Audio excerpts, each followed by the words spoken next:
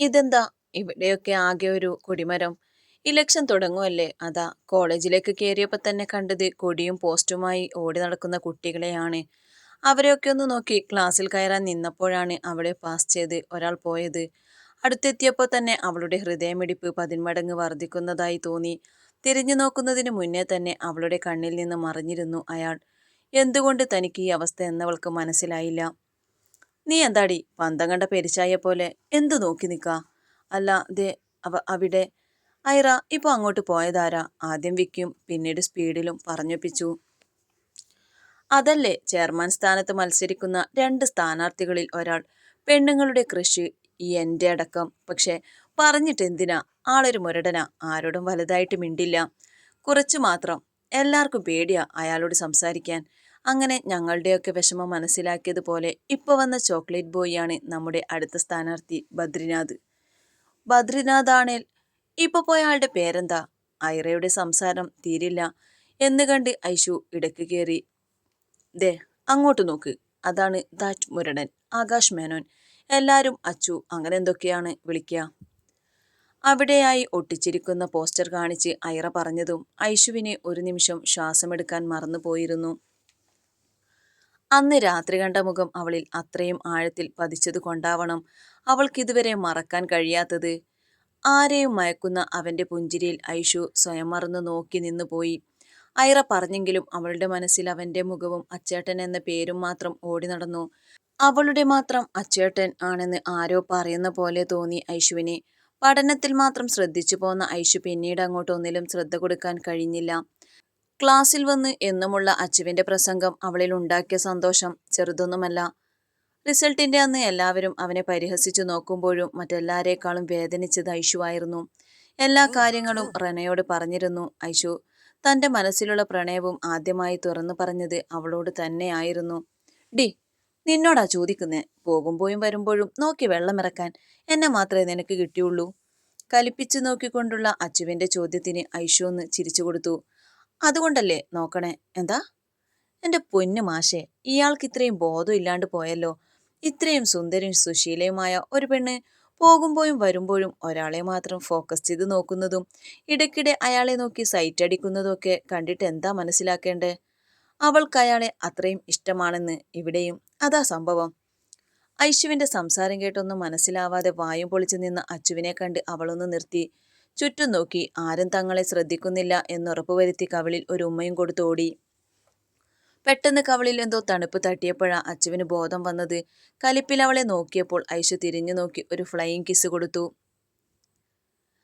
അതെ അച്ചേട്ടാ, ഇനിയെങ്കിലും ആരേലും ചോദിച്ചാ പറയണേ, ആകാശിന്റെ പെണ്ണ ഈ ഐഷ സുൽത്താൻ എന്ന്. തിരിഞ്ഞോടുന്ന അവളെ കാണെ അവന്റെ ചുടിയിലൊരു പുഞ്ചിരി വിരിഞ്ഞു. ആരെയും മയക്കാൻ പാകത്തിനുള്ളത്. അവളിൽ നിന്നുള്ള വിളി മാത്രമായിരുന്നു മുരടനിൽ നിന്ന് പൈങ്കിളിയിലേക്കുള്ള ദൂരം. പിന്നീട് അവരുടെ പ്രണയ നാളുകളായിരുന്നു. എല്ലാവരിലും അത്ഭുതമായിരുന്നു അച്ചുവിന്റെ മാറ്റം. അധികമാരോടും മിണ്ടാത്ത അവൻ ഐഷു വഴി എല്ലാവരോടും മിണ്ടിത്തുടങ്ങി. കുസൃതിയും കുറുമ്പും കാട്ടി അവനെ ചൊടിപ്പിക്കുകയും ദേഷ്യം പിടിപ്പിക്കുകയും ചെയ്യുന്നത് അവൾക്കൊരു പതിവായി. കോളേജ് കഴിഞ്ഞ് എന്നും അച്ചു ആയിരുന്നു ഐഷുവിനെ തിരികെ ഓർഫനേജിൽ കൊണ്ടുവിടുന്നത്. എന്തോ തിരക്ക് കാരണം ഒരു ദിവസം അവനതിന് സാധിച്ചില്ല. അവളോട് ബസ്സിൽ പോയിക്കൊള്ളാൻ പറഞ്ഞ അച്ചു മുന്നേ കോളേജ് വിട്ടു പോയിരുന്നു. ബസ്സിറങ്ങി തിരികെ നടക്കുമ്പോൾ ഒരു തലചുറ്റൽ അനുഭവപ്പെട്ടതായിരുന്നു തുടക്കം. ആദ്യമൊക്കെ അതത്ര കാര്യമാക്കിയില്ലെങ്കിലും പിന്നീടുണ്ടായ നിരന്തരമായ തലവേദന കാരണം അവളൊരു ഡോക്ടറിനെ കൺസൾട്ട് ചെയ്തു.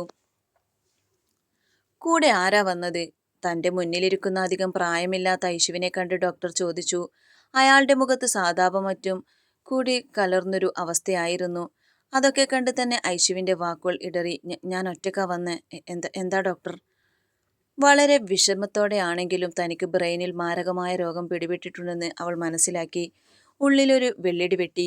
ആദ്യം തന്നെ കൊഞ്ചലോടെ തന്റെ മാറോട് ഓടിയണയുന്ന റെനയുടെയും തന്നെ ജീവനു തുല്യം സ്നേഹിക്കുന്ന അച്ചേട്ടന്റെയും മുഖം ഓർമ്മ വന്നു. ഏറിയാൽ 3 ആഴ്ച, അതിൽ കൂടുതൽ തനിക്ക് ആയുസ് പടച്ചവൻ നിശ്ചയിച്ചിട്ടില്ല എന്നത് അവളിലെ വേദനയെ കൂട്ടി. അന്നവിടെ ഹോസ്പിറ്റലിൽ നിന്ന് പുറത്തിറങ്ങുമ്പോൾ പലതും തീരുമാനിച്ചുറപ്പിച്ചായിരുന്നു അവൾ ഇറങ്ങിയത്. ഏറെ വൈകിയിരുന്നു ഞാൻ എൻ്റെ ഇത്തുവിൻ്റെ അവസ്ഥയെപ്പറ്റി അറിയാൻ. പെട്ടെന്ന് അവളിലുണ്ടായ മാറ്റത്തെപ്പറ്റി ചോദിച്ചെങ്കിലും അച്ചേട്ടനുമായി ചെറിയൊരു പിണക്കം, അത് മാത്രമായിരുന്നു അവൾ പറഞ്ഞ കാരണം. അറിയില്ലായിരുന്നു എനിക്ക്. റനയുടെ അവസ്ഥ ഹാനിയെ നന്നേ വിഷമിപ്പിച്ചു.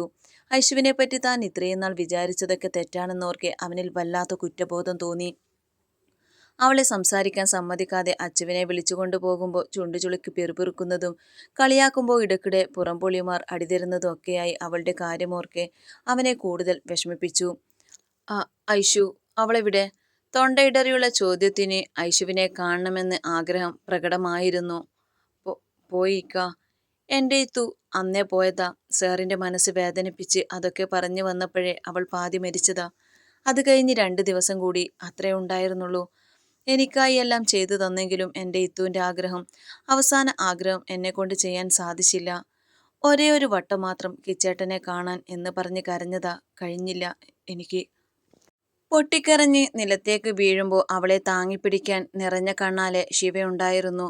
ഒന്ന് ആശ്വസിപ്പിക്കാൻ പോലും ആവാതെ തണുത്തുറഞ്ഞു നിൽക്കാനേ ഹാനിക്കായുള്ളൂ. ഹാനിച്ചായ എന്നുള്ള വിളി കാതിൽ മുഴങ്ങുന്ന പോലെ തോന്നി അവന്. തന്നെ പോലും അവളുടെ മരണം വേദനിപ്പിക്കുന്നുണ്ടെങ്കിൽ അച്ചുവിൻ്റെ അവസ്ഥയെപ്പറ്റി അവന് ചിന്തിക്കാൻ കഴിഞ്ഞില്ല. അതുകൊണ്ടാവണം പടച്ചവൻ അവൻ്റെ മനസ്സിൽ നിന്ന് ഐഷുവിനെ തുടച്ചു നീക്കിയത്. അവളുടെ ഓർമ്മയിൽ അവന് ഭ്രാന്തനായി പോവരുതെന്ന വിധി ഉണ്ടായിരുന്നിരിക്കും. ഡിപ്രഷൻ സ്റ്റേജിലേക്ക് നയിച്ച കാര്യങ്ങൾ അവൻ്റെ ഓർമ്മയിൽ നിന്ന് പോയതോർത്ത് ഹാനി ആശ്വസിച്ചു. അപ്പോഴും ഐഷു അവനിൽ വേദനയുണ്ടാക്കി.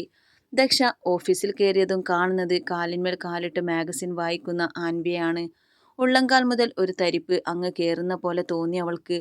പെട്ടെന്നാണ് അവളുടെ മൈൻഡിൽ ഒരു പണി ഉദിച്ചത്. അങ്ങനെ നീ ഇപ്പോൾ സുഖിക്കേണ്ട എന്ന് മനസ്സിൽ മൊഴിഞ്ഞ് ദക്ഷ അവൾക്കായുള്ള ചെയറിൽ പോയിരുന്നു.